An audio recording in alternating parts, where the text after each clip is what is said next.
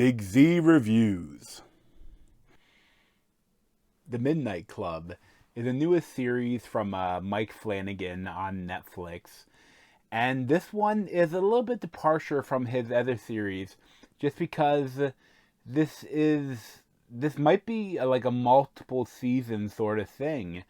And it's really, I still has all of his emotion, but definitely for people that don't like some of the monologues he can do at times, this definitely strays away from that sort of thing, but still is so much of what you love from him.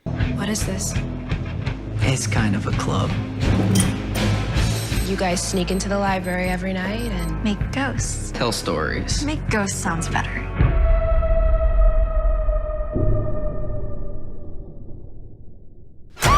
Welcome to your first official night in the Midnight Club. So Midnight Club is about this home for teenagers that are suffering from terminal cancers or terminal illnesses, and it kind of gives them a chance to go on their, to live the rest of their lives, as they want, instead of, once all the treatments are no longer working, to just, live and die kind of peacefully, on their own terms. And it becomes this really interesting thing because there's for as long as this home has been running, the kids have done this club. It's the Midnight Club, where they get together at midnight and they tell ghost stories, and they make a pact to each other that, when the next one dies, they're going to try to somehow reach beyond the veil of death and to let them know if there is anything after this life.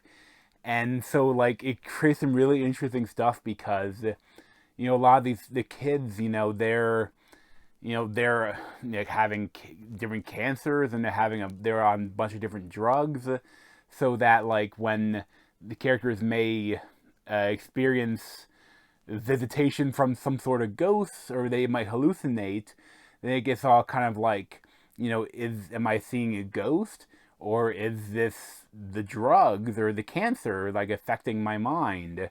So it's a really interesting way. But so many times when you have a ghost story, well, you saw a ghost, get out of there, so this is kind of they're questioning, did I actually see a ghost, or was I just hallucinating, And every character is so well portrayed, it's so well written and so well acted.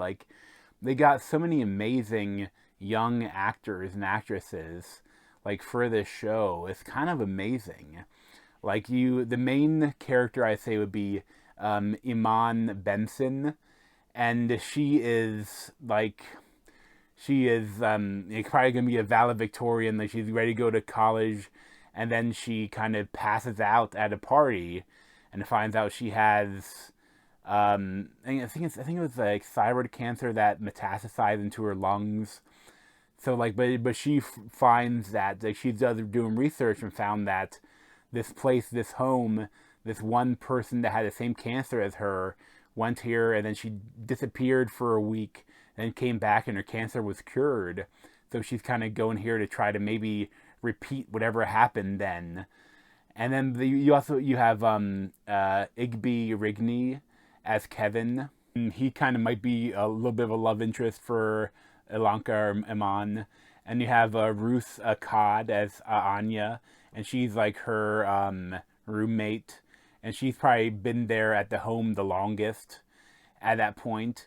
You have Anra Simone as Sandra, and then William Chris Sumter as Spencer, and Aja as Sherry, and Aya Furukawa as Nasuki, and Sarian Subkota as Amesh. And each character is I love that sometimes in TV shows, when they're written, different characters can kind of feel the same, but it really feels each character is very well developed and well formed. That each character is so different, and you see they have enough time in the 10 episode season where you kind of see their backstory, and you see like when they tell stories in the Midnight Club, you know, like they all the actors, they portray like different characters in the stories as well. Like, it's really interesting how it does that. And like you see that a lot of times their stories may like they take the stories from stuff that happens in their life, and you kind of see, you know, backstory into, you know, who these characters are, and you know who they are, like, and even when they don't tell anyone, like what, you know, from their stories you kind of see into their souls almost. And it's so well done.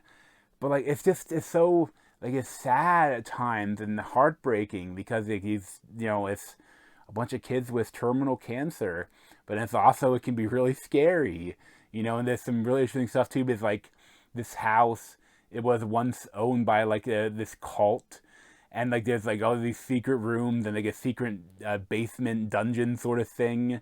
And there's like, you know, Iman, like she's like searching the woods and meets this woman that's like maybe another cult leader, but like she's like kind of helping her, telling her, oh, these lands are, there's a lot of magic in these woods and in this area. Like there's so much interesting stuff going on.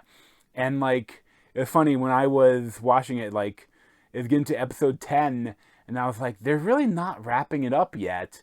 And I realized that, okay, so this is, we're gonna get multiple seasons of it, and I'm here for it.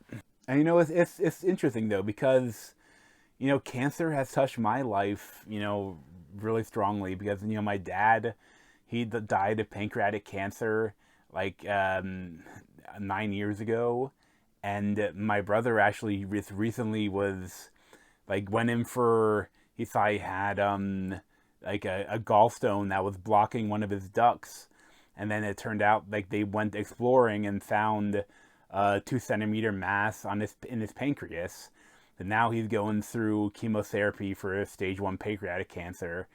And like, I mean, it's so, I going into the show, I didn't know what it was about, because I you know, when a new Mike Flanagan series is about, I don't need to watch a trailer. I'm gonna watch a show. I don't want to have like anything spoiled for me. I just want to watch the show. But like, I was like, I watched the first episode, like not knowing what exactly it was going to be about. All I knew, like from the pictures and stuff, that it was about like a group of teenagers. And then when she was diagnosed with cancer, I was like, oh shit, do I want to watch this now? But I'm so glad I did, because it is so well done. Like I love Mike Flanagan, and he got such a great group of actors for this show. And like they really, like, they give the actors chances to like tell their stories, and like it's a really powerful show too, and heartbreaking, and it's just, it's amazing. Like, I would highly recommend it. You know, it's, this thing is this, it can be scary, but I don't think it's not too scary. Like there's one episode, like one character wants to do a bunch of jump scares in her story, and that like got like the most jump scares ever or something. But like overall, it's just, it is, even if you don't like horror films, there's a lot here that you might love. Like honestly, I give Midnight Club a 10 out of 10.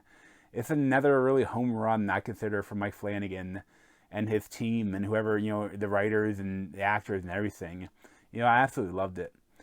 But thanks for watching. If you want to see more of me, you can subscribe down below. Thanks.